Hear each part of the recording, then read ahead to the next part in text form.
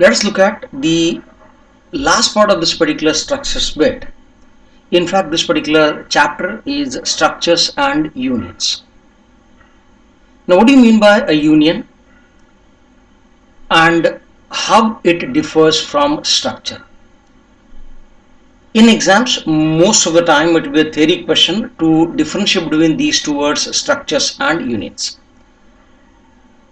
In the later part of this particular video, I'll quote the differences which exist between structures and unions also. But prior to that, let me first identify what exactly mean by union and what are the basics of this particular union. If I compare the definition of structure with union, they go same. Union is also a collection of data, and the collection of data can be of different data types also. So it means that with the definition, the structures and union doesn't have any difference. With the definition, both are identical. Union is also a collection of data which are of different type, and structure is also a collection of data which are of different type. Now let's understand the syntax of declaration, creation variables, and accessing the members. I have declared a union at this place. Now if you look at the syntax of declaration, it is union keyword rather than a keyword struct. That is the only difference.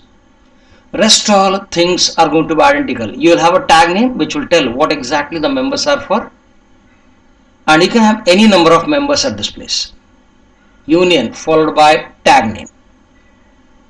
The tag name should preferably describe what these members of union are for. Are these, you have to associate an appropriate name so that we will be able to identify what these members are for. So it means that still declaration wise, syntactically, except the keyword, nothing much differs. Even with unions also, the members will not be allocated with any space. I can have a union student, int r, float p, and then char n of 20. So it means that all the members may be declared, but they will not have any memory, because declarations doesn't have any memory. For that I have to create variables. So I have to create variables of union. So instead of keyword struct, just follow the union tag name, variable 1, variable 2, and so on. You can have any number of variables separated by comma. You can have array of unions also. Memory is always created for union variables rather than union declaration. Hence, I had to always access the members again using a dot operator at this place by using a union variable on the left hand side, and right hand side will be a member name. So it means that if I had to write a program on structure, or if I had to write a program on union, you may just differ with the keyword union syntactically, but theoretically there are good amount of differences which exist between a structure and union. What will be the core differences? Let's understand the difference between these two keywords, struct and union. Now, this is one of the most important questions for most of the exams. It will be either a 4-mark question or a 5-mark question to differentiate between the structures and unions. Now, the differences which I am going to quote will be with respect to an example. Let me define a structure called as a test with 3 members A, B, and C of type integer, float, and character respectively, and let me have the same members at this place of union as A, B, C of type int, float, char, and T1 is a union variable, and here T1 is a structure variable. All the discussions which we are going to carry out will be based on these examples itself. Now let me first identify the core differences. Now these are some of the core differences. The first one is memory size. The size of structure variable is always equal to the sizes required by every member of the structure. We have to add the sizes of every structure member. For example, in this structure test, I have A, which is of 2 bytes, B, which is of 4 bytes, and C, which is of 1 byte. So 2 plus 4, 6, 6 plus 1, 7 bytes. So the size of structure variable T1 is 7 bytes at this place. Now if you compare unions on this parameter, the size of union variable is always equal to the size of member which occupies maximum size. Whichever member which occupies maximum size, that particular member size will be equal to the size of union variable. Remember this. Here I have A as 2 bytes, B as 4 bytes, C as 1 byte. So B is having a maximum size, that is 4 bytes. Now this will be the size of union variable. So hence I'll say size of union variable is equal to the size of member which occupies maximum size. Clear? So read the definitions, read the parameters carefully. The size of structure variable, if you wish you can pause and go through that particular statement carefully.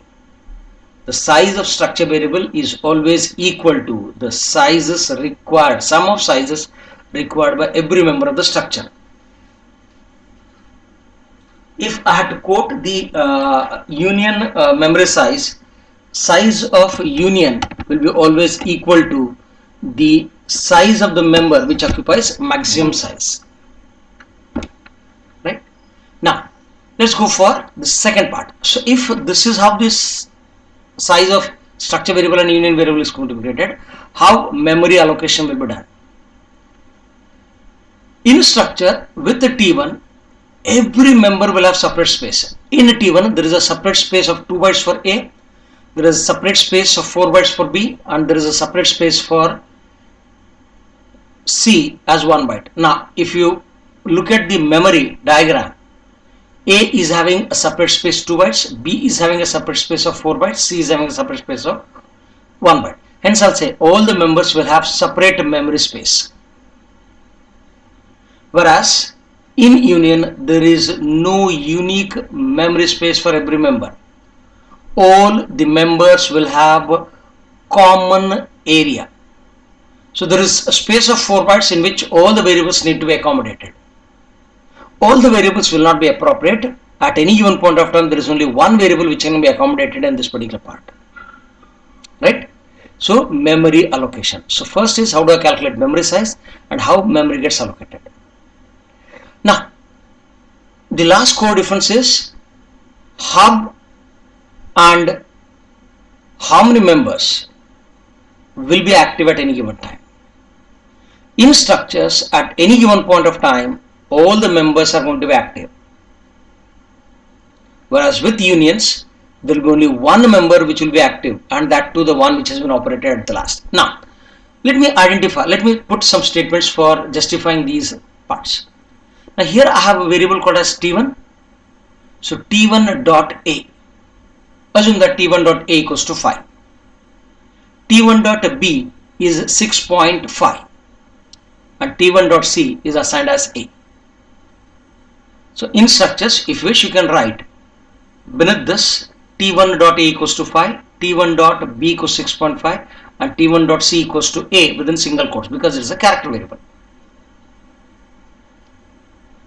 After initializing the three values to the three members using T1, I can display A, I can display B, I can display C because every member is having a separate space. So hence I'll say that all the members are going to be active at any given point of time in structures. Let me try the same operation in unions also.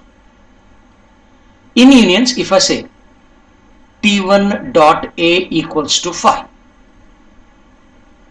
when I say T1.A equals to 5, within this 4 bytes, the first 2 bytes will be taken and those 2 bytes will be given. For example, I'll put this particular, I'll take pen at this place. Okay. Now there is 4 space at this place Suppose if I say T1 dot A equals to 5, in that case the 2 bytes will be used by A and that will be stored. So I said T1 dot A equals to 5. So when I say T1 dot A equals to 5, automatically T1 is initialized with A as 5. Now if I say T1 dot B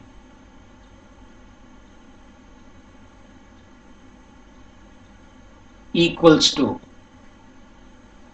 I'm not writing it properly, but you can presume this way, T1 dot B equals to, if I say 6.5,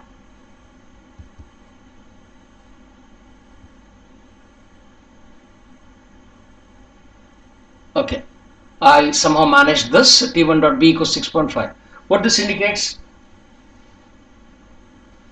This says that the member B will now be allocated with 6.5. So it means that this will have, sorry, now it will occupy all these 4 spaces and stores T1 dot B as 6.5, which means that the value of A gets overwritten at this place. The value of A is going to be destroyed and B is going to be preserved. Suppose if I say T1 dot C equals to A now.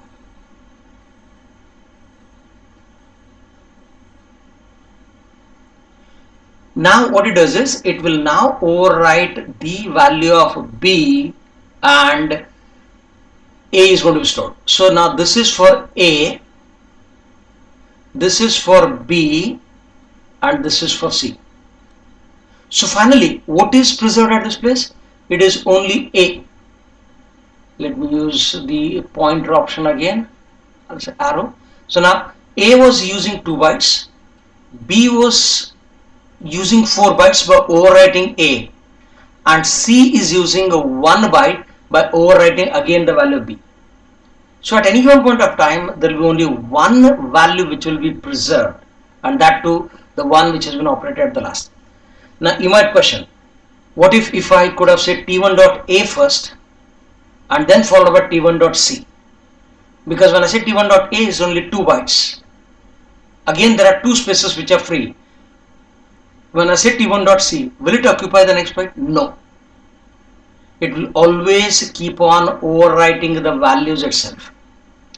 So it means that the union variables can be used in only those programs where you wish to define multiple variables, but at any given point of time you wish to use only one variable. There will be various programs where you want to have separate names for variables. Suppose if I take up a program to store 100 values and I don't want to call all those 100 values with the same name. I want to call all those 100 values with different names. If I use structures for doing this particular task, 100 variables, if they are of type integer, in that case it will be 200 bytes, because I wish to have separate names for every variable. In union, if I have 100 integer variables, the size will be only 2 bytes, but still they will have separate name for everything.